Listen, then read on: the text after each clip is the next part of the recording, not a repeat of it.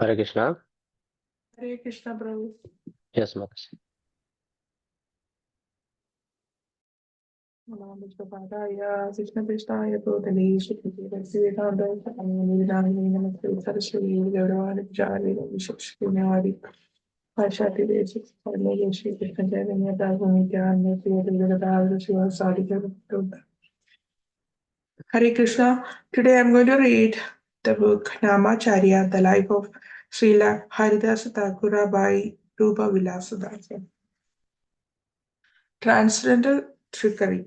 Lord Chaitanya generally treated Advaita Acharya with great respect, as one would as Guru.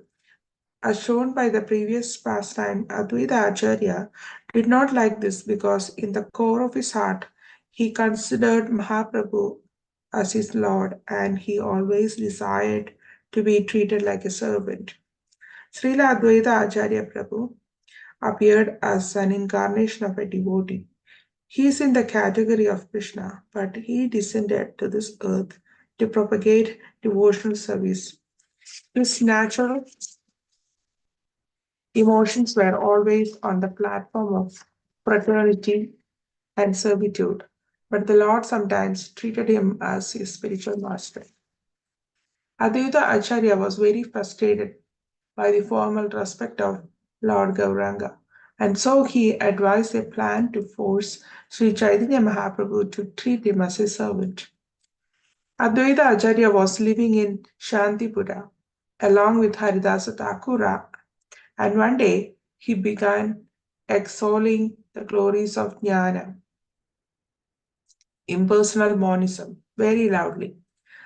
Some distance away, Lord Chaitanya and Lord Nityananda had just leaped into the Ganges to purify themselves after being offered the benediction of wine from a bogus renunciate. As they floated down the Ganges, they gradually came to Shantipura, and the omniscient Lord proceeded quickly towards the house of Advaita Acharya in an angry mood. When Haridasa Thakura and Achyuta, the son of Advaita Acharya, saw the two effulgent lords, they offered their obeisances. Haridasa Thakura was a regular fixture in the home of Advaita Acharya at Shantipura. Sri Advaita and Haridasa were intimate friends, and although was not a member of the Panchatattva, he was a favorite associate of these five exalted personalities.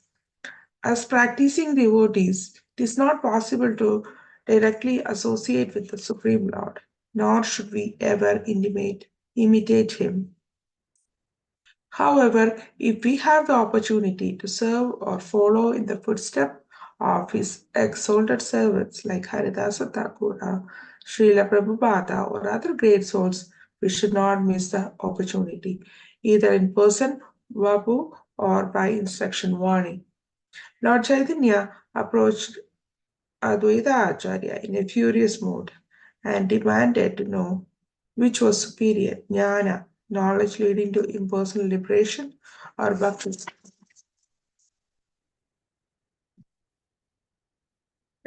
devotion, which leads to the love of God. Advaita Acharya asserted that jnana was always superior. Hearing this outrageous statement by Sri Advaita Prabhu, whom the Lord had always treated as Guru, an elder, Sri Chaitanya Mahaprabhu dragged him from his seat into the courtyard and began to profusely beat him. Advaita Acharya's wife Sita Devi began to plead for her husband's life. As Nityananda Prabhu smiled and Haridasa Thakura chanted in fear. Sri Chaitanya Mahaprabhu then angrily demanded to know if jnana was superior. Then why had Advaita Acharya beseeched him to descend to propagate bhakti? Sri Chaitanya Mahaprabhu began to loudly proclaim his own supremacy and glories. Advaita Acharya was filled with ecstasy and danced in humility, feeling he had been properly chastised as a servant. Then Advaita Acharya frowned and with great emotion demanded, Where has your glorification of me gone now? Where has all your deceitful behavior gone now? I am not Durvasa Muni, whom you insulted by smearing his remnants all over your body. I am not Bhrugu Muni, whose foot dust you happily accepted on your chest as Vasta. My name is Advaita, and I am your unallowed servant. My only wish is to honor your remnants birth after birth. By the influence of your remnants, I am unaffected by your illusory energy. You have punished me. Now give me the shelter of your lotus feet. The Lord of Shantipura then devotedly fell down and placed his head at Lord Chaitanya's feet. At this point, Sri Chaitanya Mahaprabhu picked him up, picked up Advaita, embraced him, and cried profusely. Haridasa Thakura also fell to the ground and cried, along with Sita Devi and all the servants of Advaita Acharya and Sita Devi. In this way, Advaita Acharya achieved his divine objective.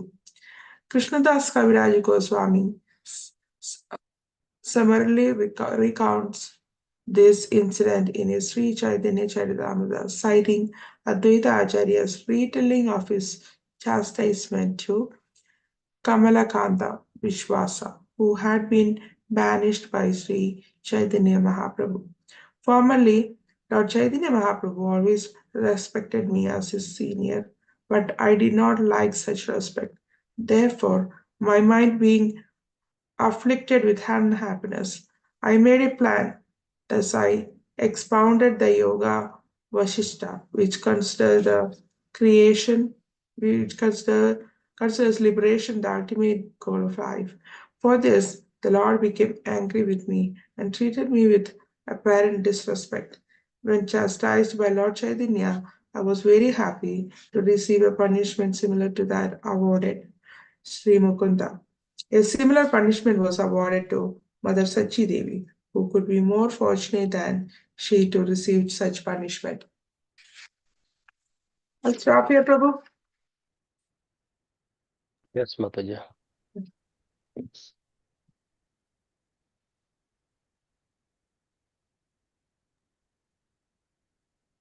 So you So want to in summarize this, or good? okay, Good, Mataji. okay, Prabhu. In this chapter talks about the pure bhakti or unallowed devotion, humility of Advaita Acharya, and also it talks about the importance of associating with the great personalities or senior devotees. So Chaitanya Mahaprabhu considered Advaita Acharya as his guru, but Advaita Acharya wanted to serve the Lord. His ultimate motive was to become the servant of the Lord. As a living entity, our constitutional position is to serve the Lord. Dasa, Dasa, Anudasa, servant of the servant of the servant. Thus, Advaita Acharya made a plan to forced Chaitanya Mahaprabhu to treat him as a servant. So he created a plan. So one day he started praising about the glories of impersonal monism. So Chaitanya Mahaprabhu heard and got angry, and he asked him whether jnana or bhakti is more important. So Advaita Acharya said jnana. So Chaitanya Mahaprabhu got upset and beat him. But Advaita Acharya was in ecstasy because he thought now he became the servant of the Lord, and Chaitanya Mahaprabhu is Lord. But later on, Chaitanya Mahaprabhu came to know about his pure bhakti, and they picked him up, and both of them cried, and yeah, and Chaitanya Mahaprabhu came to know about his sincere love towards him. That is the summary of this chapter.